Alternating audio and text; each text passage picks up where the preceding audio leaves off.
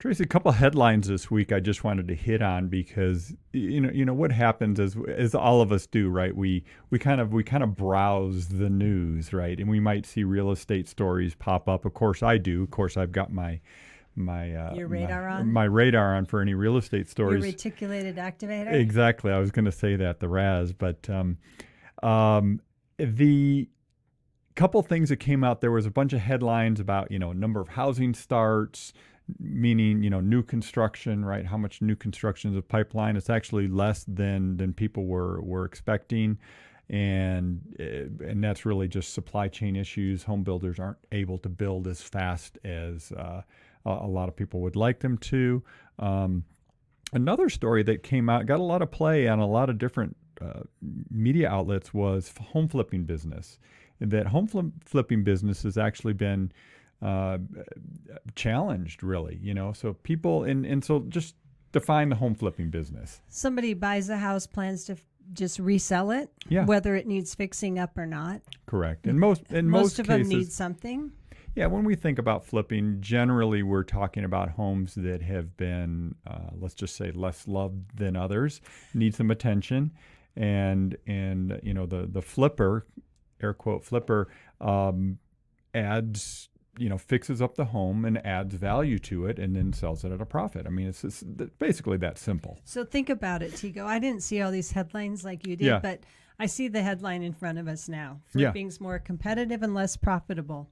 Of course. Think about the supply chain issues. I could have told you that a year ago. Think about how much prices have gone up on the supplies, and and the timelines. You can't count on, I'm going to have this back on the market in 30 days. The holding time for a flipper has gotten a lot longer because suddenly you can't get the window you need, or you can't get the cabinet or the counter or the thing flooring. That's interesting, though, when you talk about 10 to 15, maybe 20% just natural appreciation over the last year, it's like, well, you should be more. You just got to wait, right? But think about how many people call us regularly and they say, I'm an investor and I want to find a house at a good deal.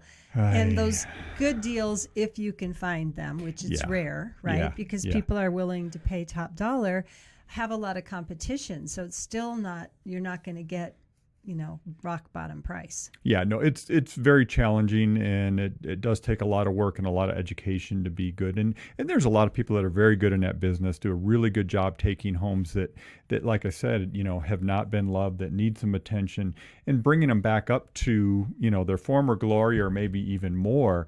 And that's pretty satisfying too. I've done a fair number of those over the years, and it's great to take these homes that have been. Wait, you're doing two right now, but you're not flipping them, right? No, but they've been totally trashed out and not taken care of, and bringing them back to something that's a great product for the market. Another interesting story I saw this week, Tracy, had to do with crime data. It started with I think it was Realtor.com.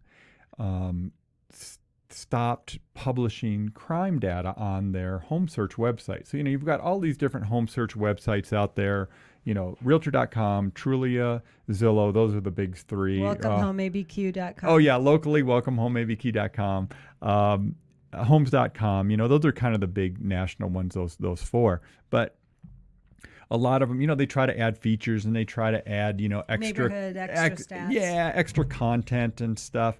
And it's interesting, they're all phasing out crime data, which I found interesting. And what did they say? Did you read the stories or just the headline? Yeah, so I'm not sure the logic, but I know that like in our realtor community, Tracy, we know that that's one of those areas that you're very hesitant to talk about. Because you don't want to be perceived as steering people to a certain neighbor or not a certain neighborhood. Let them do their own research. There are great resources for that data through the state, or through the city or the county, right? There is, and there's good info out there. But it's just interesting. I just found that an interesting thing that they're pulling back on that crime data on their websites as part of the home searches.